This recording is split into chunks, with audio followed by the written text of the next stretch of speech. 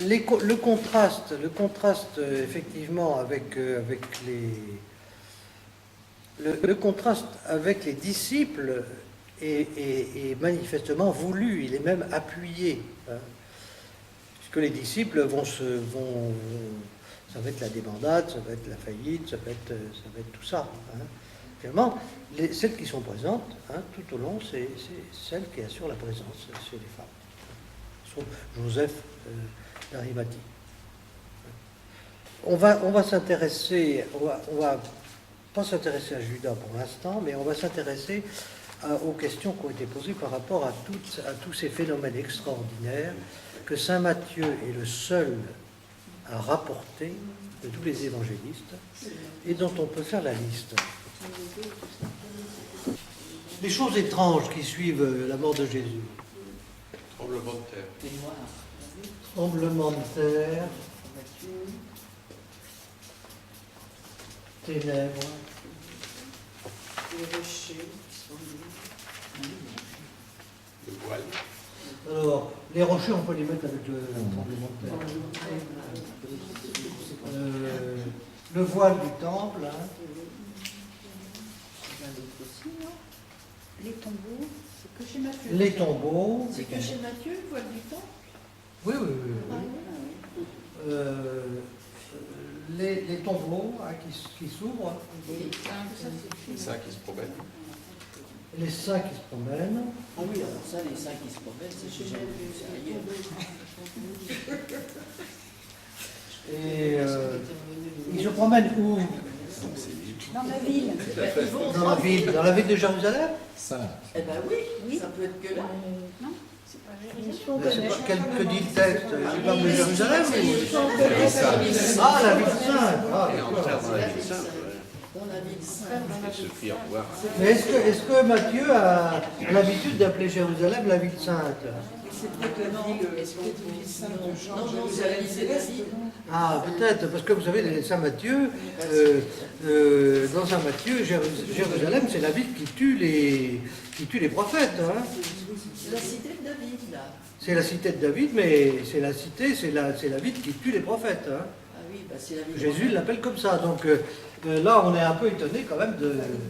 C'est après tous ces événements extraordinaires que le centurion. Oui. Le centurion. Ah si. Oui. Oui, mais il n'a pas encore vu les morts ressuscités. Après la résurrection de Jésus, mais on a l'impression que tout est un peu contracté quand même. Là. Hein.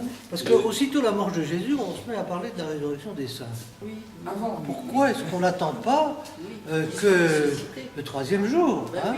Voilà encore un autre thème, hein, le troisième jour.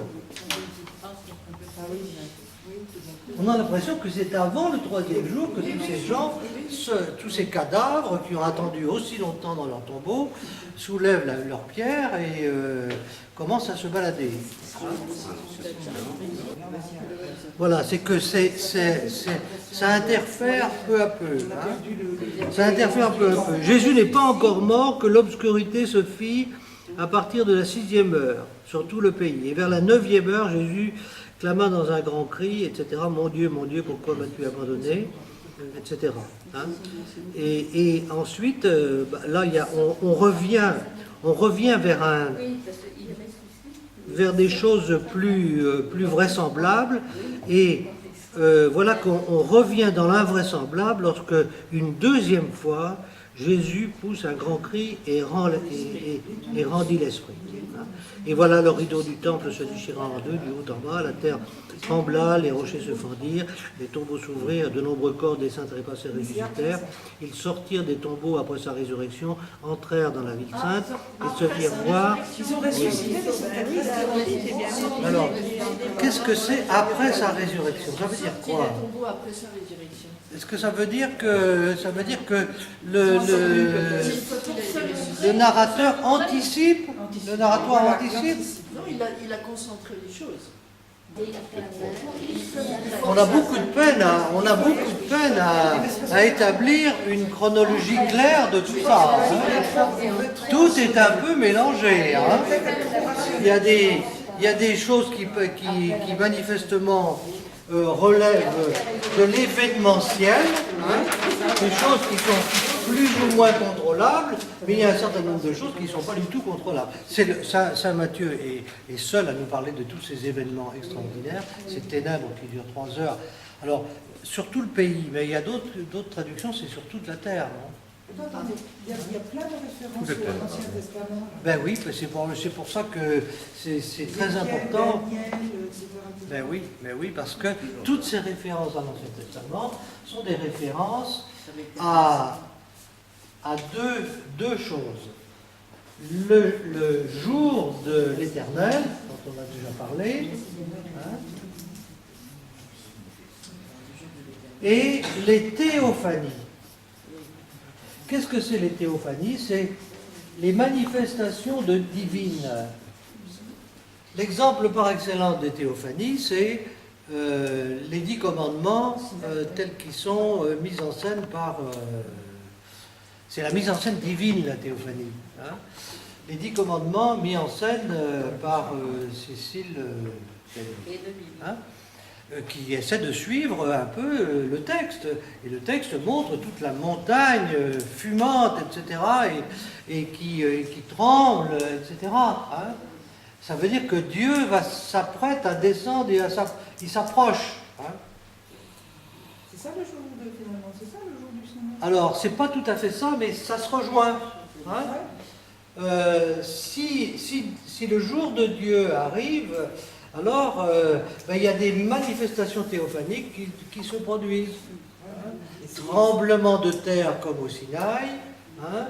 Et... il n'y a pas des anges qui montent et descendent? Ah non. ah ben ça pourrait faire, hein. Mais les anges, on les verra après la résurrection. Hein. Mais c'est une très bonne question parce que les anges font partie de ce décor. Or, les anges, ils sont là. Ils sont après. Après. Et d'ailleurs, si vous regardez bien le texte après, vous allez avoir un deuxième tremblement de terre. Ah. Oui. Au moment de la résurrection, voilà que la terre continue à trembler. Hein. C'est-à-dire que le premier message théophanique qui est produit au moment de la crucifixion, il se reproduit au moment de la résurrection. C'est dans Matthieu? Inclusion. Hein. C'est dans Matthieu? Dans Matthieu, oui. Mais on n'a pas le temps de parler longtemps de ça. Mais ce que je voudrais faire apparaître ici, c'est une manière pour nous extrêmement déconcertante de mélanger le récit événementiel avec un récit qui n'a pour but que d'interpréter. Nous ne faisons pas ça, nous, parce que nous sommes dans un... Descartes est passé par là, mais surtout les Grecs aussi sont passés avant par là. Ils nous ont appris à travailler avec des abstractions. Or, la Bible n'utilise que le langage concret, pas les abstractions. Saint Paul va s'y mettre un peu parce qu'il a eu une éducation un peu grecque, mais le reste est... Donc, lorsqu'on veut dire des choses invisibles, on veut interpréter des choses invisibles, on veut dire le fond de l'événement, l'importance de l'événement dans son invisible. On va faire un récit. Et c'est pour ça que je vous ai... Et on met un décor. Et on met un décor.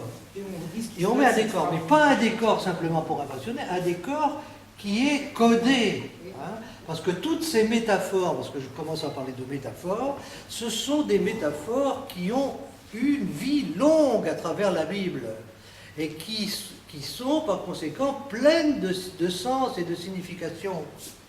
Si Jésus meurt, quand Jésus meurt, effectivement, c'est le jour de Dieu, c'est bien le jour de Dieu qui est arrivé. Hein. C'est bien la mort du Messie, c'est bien le jour de Dieu. Et c'est terrible, hein, c'est terrible, c'est un jour de jugement. Hein, c'est un jour de jugement et de discernement. Hein, et en même temps, il y a un certain nombre d'autres métaphores qui vont nous être proposées pour nous dire, mais il n'y a pas que ça. Il n'y a pas que ça. Le voile du temple se déchire. Ça veut dire quoi? Ça veut dire que jusqu'ici, la présence de Dieu qui était enfermée dans le Saint des Saints, voilée par ce rideau que le grand prêtre avait seulement une fois par an le droit de franchir, et encore on lui attachait une corde au pied, hein, et on lui attachait une corde au pied, et quelqu'un était à quelques mètres derrière, parce que si par hasard il mourait dans le Saint des Saints, il fallait pouvoir le tirer sans rentrer. Donc c'était pas rien. Hein. La présence de Dieu, c'était quelque chose de terrible. Hein. Et voilà que le voile du temple se déchire. Est-ce qu'il s'est vraiment déchiré? On n'a aucune. Comment on pourrait le savoir? On pourrait le savoir parce que le Talmud, pour en parler par exemple, ou d'autres, on n'a aucune autre référence. Hein. On n'a aucune référence non plus des ténèbres sur toute la terre. Hein. Les ténèbres sur toute la terre, comment on a pu vérifier que les ténèbres... Ça veut dire quoi? Ça veut dire que la mort de Jésus concerne la création tout entière. C'est un événement de portée cosmique, comme le sera sa résurrection, puisque le tremblement de terre va recommencer à la résurrection. Ça veut dire que désormais, le temple a déjà fini sa fonction. Il a fini sa fonction parce que, j'ai le droit de dire ça, parce que Jésus nous a expliqué qu'il était le nouveau temple et que par conséquent, on pouvait le trouver n'importe où, et à n'importe quel endroit. Voilà. Le langage des images. C'est un langage des images, ce sont des images en mouvement. Hein. C'est une écriture. Alors, là, on a une succession de plans, finalement, hein, de motifs. Hein. Mais l'Apocalypse va réaliser des véritables mises en scène de tout ça. Hein. Voilà, c'est ça. C'est que on nous dit pas quand on change de plan. On nous dit, ou bien alors, tout d'un coup on change de plan comme ça, on passe sur un autre plan, puis après on va revenir sur une poignée. Souvent, quand même, le texte nous donne quelques indices.